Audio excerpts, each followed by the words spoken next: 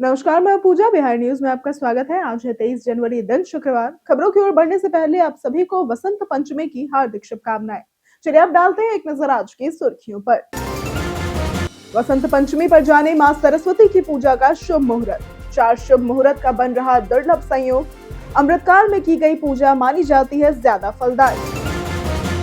BPSC interview में Gujarat model होगा लागू। अभ्यर्थी खुद पर्ची निकाल कर करेंगे इंटरव्यू, बोर्ड का चयन। रोल नंबर की जगह मिलेगी कोड संख्या। उद्यमियों को पर्यटक परियोजनाओं के लिए मिलेगा अनुदान। कुल लागत का 30% तक वित्तीय सहयोग देगा पर्यटन विभाग। हर जिले में बेहतर पर्यटक सुविधाएं उपलब्ध करना है उद्देश्य। बिहार पुलिस को मिली पूरी कार्रवाई करने की स्वतंत्रता। डिप्टी सीएम सम्राट चौधरी ने जारी किया आदेश। कहा, कानून का राज स्थापित करना है सरकार की प्राथमिकता। 26 जनवरी से बिहार में शुरू होगा भूमि मापी अभियान। इस प्रक्रिया से रैयतों के अभिलेख होंगे अपडेट। 31 मार्च तक लिए जाएंगे ऑनलाइन आवेदन। अब टोल बकाया चुकाए बिना गाड़ी ट्रांसफर या फिटनेस नहीं मिलेगा। इलेक्ट्रॉनिक टोल सिस्टम में दर्ज नहीं होने पर माना जाएगा बकाया। टोल चोरी रोकने और राजस्व सुरक्षा के लिए उठाया गया कदम। भारत और न्यूजीलैंड की T20 सीरीज का होगा आज दूसरा मुकाबला। शाम 7 बजे शुरू होगा ये मैच। स्टार स्पोर्ट्स और जियो हॉटस्टार पर देखा जाएगा यह मुकाबला। चलिए अब बढ़ते हैं अब तक की 25 बड़ी खबरों की ओर विस्तार से। भारतीय डाक विभाग में जीडीएस पदों पर भर्ती के लिए 31 जनवरी से करे आवेदन। भारतीय डाक विभाग 2025 में ग्रामीण डाक सेवक यानी कि जीडीएस के 28,740 पदों पर भर्ती करने जा रहा है, जिसमें शाखा पोस्ट मास्टर, सहायक शाखा पोस्ट मास्टर और डाक सेवक शामिल है। इसके लिए केवल 10वीं पास होना आवश्यक है और चयन मेरिट यानी कि 10वीं के अंकों के आधार पर ही होगा। कोई लिखित परीक्षा नहीं ली जाएगी। आवेदन 31 जनवरी से 14 फरवरी तक ऑनलाइन किए जाएंगे। शुल्क सामान्य उम्मीदवारों के लिए 100 रुपए है, जबकि महिला, SC, ST, PWD और ट्रांस वुमेन को इसमें छूट मिलेगी। सैलरी 10,000 से 29,380 रुपए तक और वार्षिक 3% की वृद्धि के साथ है। उम्मीदवार इंडिया पोस्ट gdsonline.gov.in पर ऑनलाइन आवेदन कर सकते हैं। बिहार में बैंकों की रैंकिंग से गुणवत्ता होगी सुनिश्चित। बिहार के वित्त मंत्री विजेंद्र प्रसाद यादव ने राज्य में बैंकों के कामकाज की प्रभावी निगरानी के लिए उच्च स्तरीय समिति के गठन की घोषणा की, जिसकी अध्यक्षता विकास आयुक्त करेंगे। वित्त मंत्री ने कहा कि बैंकों की भूमिका राज्य के समग्र विकास में महत्वपूर्ण है और इन्हें जिम्मेदारी से कार्य करना होगा। विशेष रूप से कृषि क्षेत्र में बैंकों की उदासीनता चिंता का विषय है। सभी बैंकों की रैंकिंग 100 अंकों के पैमाने पर की जाएगी, जिसमें न्यूनतम 40 अंक जरूरी होंगे। कम अंक पाने वाले बैंकों के खिलाफ सख्त कार्रवाई होगी। बेहतर प्रदर्शन वाले बैंकों को प्रोत्साहन और लोन रिकवरी में सहयोग मिलेगा। वसंत पंचमी पर जाने मां सरस्वती की पूजा का शुभ मुहूर्त। 23 जनवरी यानी कि आज वसंत पंचमी का त्योहार मनाया जाएगा। इस दिन मां सरस्वती की पूजा श्रद्धा के साथ की जाएगी। इस वर्ष वसंत पंचमी पर सर्वार्थ सिद्धि, रवि, शिव और महासिद्धि योग का दुर्लभ संयोग बन रहा है, जो पूजा के लिए अत्यंत शुभ माना गया है। माघ शुक्ल पंचमी तिथि पूरे दिन रहेगी, इसलिए शुक्रवार को ही पर्व मनाया जाएगा। पूजा के लिए सुबह 7:13 से 12:33 तक, अभिजीत मुहूर्त 12:11 से 12:54 तक तथा अमृत काल मुहूर्त 9:31 से 11:05 तक विशेष फलदायी माने गए हैं। यहाँ बताई गई किसी भी जानकारी पर अमल करने से पहले संबंधित विशेषज्ञों की सलाह अवश्य लें। 31 जनवरी को सभी प्रारंभिक विद्यालयों में होगी पीटीएम। बिहार शिक्षा विभाग ने 31 जनवरी 2026 को सभी प्रारंभिक विद्यालयों में अभिभावक शिक्षक संगोष्ठी यानी कि पीटीएम आयोजित करने का निर्देश दिया है। थीम हम और आप मिलकर करेंगे बच्चों का समग्र विकास है। इस पीटीएम में बच्चों के मोबाइल और सोशल मीडिया की लत, स्वास्थ्य, पोषण, स्वच्छता, खेलकूद, कला, सामाजिक व्यवहार और नैतिक शिक्षा पर चर्चा होगी। अभिभावकों को बच्चों के विकास में सक्रिय भूमिका निभाने और उन्हें वास्तविक जीवन की गतिविधियों से जोड़ने के लिए प्रेरित किया जाएगा। प्रत्येक स्कूल को संगोष्ठी की जानकारी गूगल फॉर्म पर अपलोड करनी होगी, ताकि पीटीएम की प्रभावशीलता सुनिश्चित हो और बच्चों का सर्वांगीण विकास सुनिश्चित किया जा सके। 26 जनवरी से बिहार में शुरू होगा भूमि मापी अभियान। उप मुख्यमंत्री एवं राजस्व व भूमि सुधार मंत्री विजय कुमार सिन्हा ने बताया कि राजस्व महाअभियान के दौरान मिले 46 लाख आवेदनों का निपटारा 26 जनवरी से शुरू होने वाले भूमि मापी अभियान में किया जाएगा। इन आवेदनों में से 40 लाख आवेदन परिमार्जन संबंधी है। राज्य में अगस्त से सितंबर में लगाए गए शिविरों में किसानों के आवेदन लिए गए थे, जिनका निष्पादन आवश्यक है। इस प्रक्रिया से रैयतों के अभिलेख अपडेट होंगे, उन्हें सरकारी सुविधाएं मिलेंगी और विभाग को भूमि सर्वेक्षण में सुविधा होगी। अभियान के तहत 31 मार्च तक ऑनलाइन आवेदन भी लिए जाएंगे। भूमि मापी अभियान निरंतर जारी रहेगा। सीएम नीतीश की समृद्धि यात्रा आज मुजफ्फरपुर में प्रस्तावित। बिहार के मुख्यमंत्री नीतीश कुमार आज मुजफ्फरपुर में समृद्धि यात्रा के तहत दौरे पर रहेंगे। इस दौरान वे जिले को करीब 850 करोड़ रुपए की कल्याणकारी और ढांचागत परियोजनाओं की सौगात देंगे, जिनका उद्घाटन व शिलान्यास किया जाएगा और एक विशाल जनसभा को संबोधित करेंगे। प्रशासन ने सुरक्षा के कड़े इंतजाम किए हैं। जिलाधिकारी के अनुसार 7 निश्चय 2 और हर खेत तक पानी योजनाओं की समीक्षा होगी। इससे पहले सिवान में मुख्यमंत्री ने 2005 के बाद शिक्षा, स्वास्थ्य, इंफ्रास्ट्रक्चर में हुए विकास कार्यों का उल्लेख किया और हर घर की छत पर मुफ्त सोलर लाइट लगाने की घोषणा की। वैशाली ने हासिल किया किसान पंजीकरण में राज्य में प्रथम स्थान।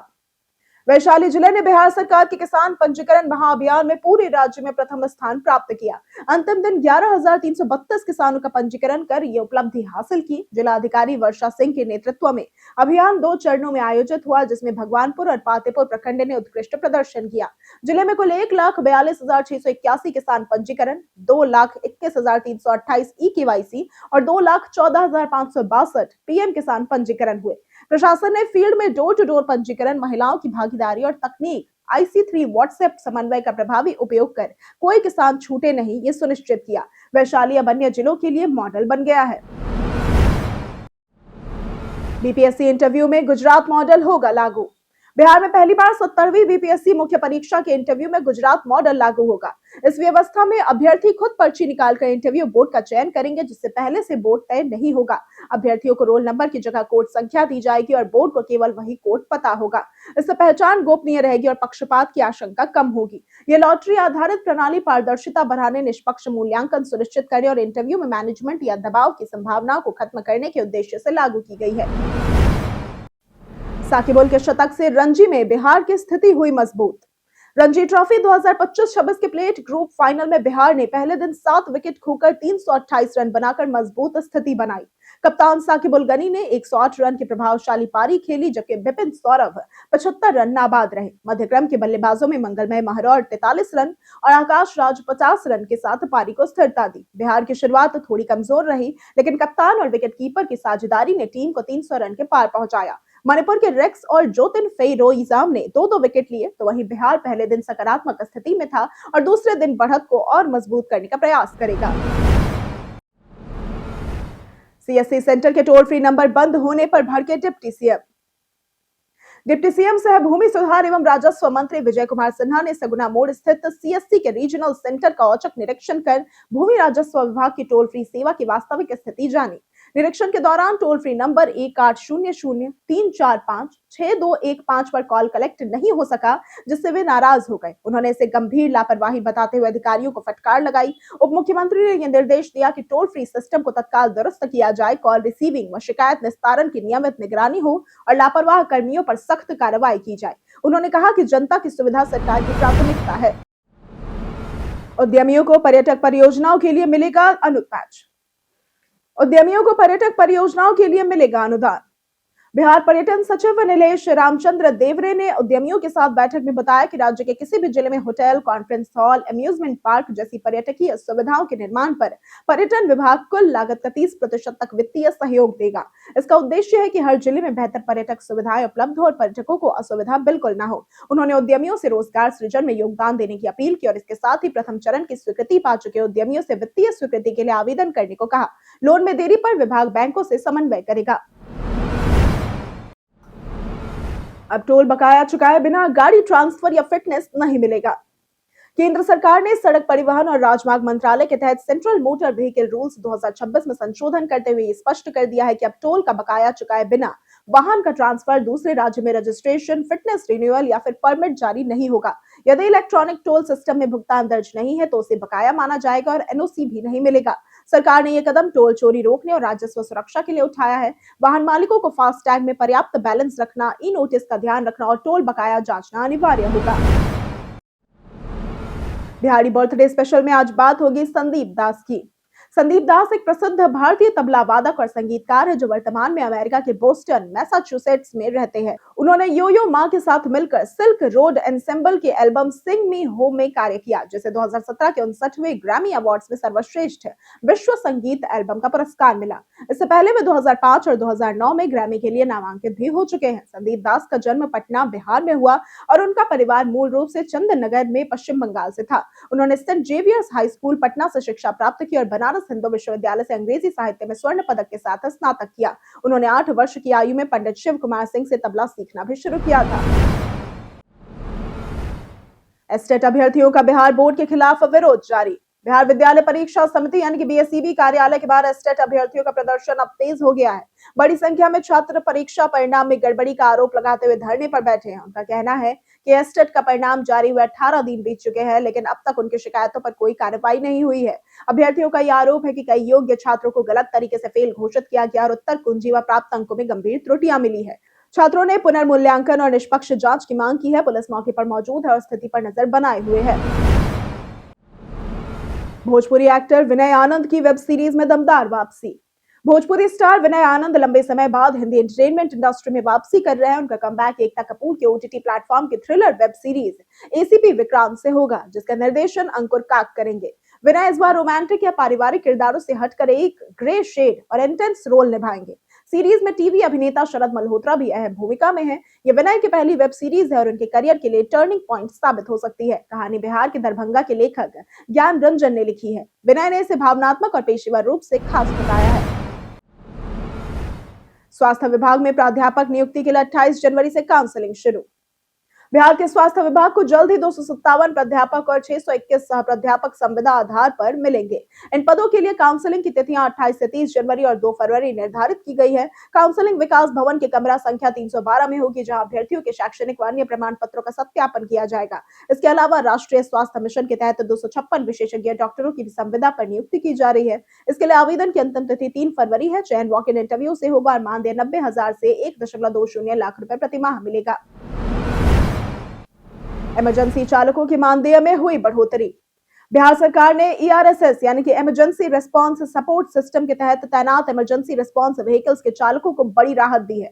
उनकी सेवा अवधि 1 वर्ष के लिए बढ़ा दी गई है ताकि आपातकालीन सेवाएं बाधित न हो और इसके साथ ही चालकों के मानदेय में भी वृद्धि की गई है, जिसे 25,000 से बढ़ाकर 30,000 रुपए प्रति माह कर दिया गया है और 4,000 रुपए वार्षिक वर्दी भत्ता भी मिलेगा। उप मुख्यमंत्री सम्राट चौधरी के अनुसार ईआरएसएस के लिए 4,426 चालक पद स्वीकृत है, जिनकी भर्ती प्रक्रिया जारी है। तब तक सेना से सेवानिवृत्त चालकों की सेवाएं जारी रहेंगी। जाने आज कैसा रहेगा बिहार के मौसम का मिजाज। बिहार में लंबे समय तक चली कड़ाके की ठंड, घना कोहरा और कोल्ड डे के बाद अब मौसम में बदलाव देखने को मिल रहा है। राज्य के अधिकांश जिलों में सुबह से तेज धूप निकल रही है, जिससे ठंड का असर धीरे धीरे कम हो रहा है। दिन और रात दोनों के तापमान में बढ़ोतरी दर्ज की जा रही है। मौसम विभाग के अनुसार 28 जनवरी तक बारिश की कोई संभावना नहीं है और मौसम शुष्क व साफ बना रहेगा। फिलहाल कोई सक्रिय पश्चिमी विक्षोभ नहीं है, जिससे मौसम स्थिर हो। राज्य में सबसे अधिक तापमान शेखपुरा में 26.6 डिग्री सेल्सियस से दर्ज किया गया है। अब यूपीआई एप्स में आएगा इमरजेंसी बटन। सरकार साइबर अपराध और बढ़ते डिजिटल अरेस्ट मामलों से निपटने के लिए बड़ा कदम उठाने जा रही है। गृह मंत्रालय ने आरबीआई, I4C, दिल्ली पुलिस और आईटी मंत्रालय के वरिष्ठ अधिकारियों की हाई लेवल कमेटी बनाई है। ये कमेटी बैंकिंग और यूपीआई एप्स में इमरजेंसी बटन किल स्विच लाने पर काम कर रही है, जिससे यूजर ठगी का एहसास होते ही अपने अकाउंट को तुरंत फ्रीज कर सकेंगे। इसके अलावा फर्जी या म्यूल अकाउंट्स को पहचानने के लिए रियल टाइम डिटेक्शन टूल और ठगी के नुकसान की भरपाई के लिए इंश्योरेंस फंड बनाने पर भी विचार हो रहा है। ये कदम डिजिटल ठगी रोकने और यूजर्स की सुरक्षा बढ़ाने के लिए है। बिहार में इन भाजपा नेताओं की सुरक्षा में हुई बढ़ोतरी। बिहार में प्रमुख राजनीतिक नेताओं की सुरक्षा श्रेणियों की हालिया समीक्षा के बाद बड़ा बदलाव किया गया है। सत्ता पक्ष के कई वरिष्ठ भाजपा नेताओं को अभेद्य सुरक्षा देते हुए जेड श्रेणी में रखा गया है। इसमें नितिन नवीन, मंगल पांडे, भाजपा प्रदेश अध्यक्ष संजय सरावगी और केंद्रीय मंत्री ललन सिंह शामिल है। वहीं नेता प्रतिपक्ष तेजस्वी यादव और केंद्रीय मंत्री गिरिराज सिंह को Y+ श्रेणी की सुरक्षा दी गई है। दूसरी ओर कांग्रेस नेता मदन मोहन झा, पूर्व विधानसभा अध्यक्ष उदय नारायण चौधरी और राजेश राम जैसे नेताओं की सुरक्षा वापस ले ली गई है, जिस पर राजनीतिक चर्चाएं तेज हो गई है। भारत और न्यूजीलैंड की T20 सीरीज का होगा आज दूसरा मुकाबला। भारतीय क्रिकेट टीम और न्यूजीलैंड टीम के बीच 5 टी20 मैचों की सीरीज जारी है। पहले मुकाबले में भारत ने नागपुर में 48 रन से जीत दर्ज कर 1-0 की बढ़त बनाई। सीरीज का दूसरा मैच 23 जनवरी शुक्रवार को रायपुर के शहीद वीर नारायण सिंह इंटरनेशनल स्टेडियम में यानी कि आज शाम 7 बजे भारतीय समय अनुसार खेला जाएगा। टीवी पर यह मुकाबला स्टार स्पोर्ट्स नेटवर्क और मोबाइल पर जियो हॉटस्टार पर देखा जा सकता है। भारतीय टीम के कप्तान सूर्य कुमार यादव जीत के अंतर को दोगुना करना चाहेंगे, जबकि न्यूजीलैंड के कप्तान मिचेल सेंटिनल वापसी की कोशिश करेंगे। कई कारणों से दर्ज है भारत के इतिहास में आज की तारीख।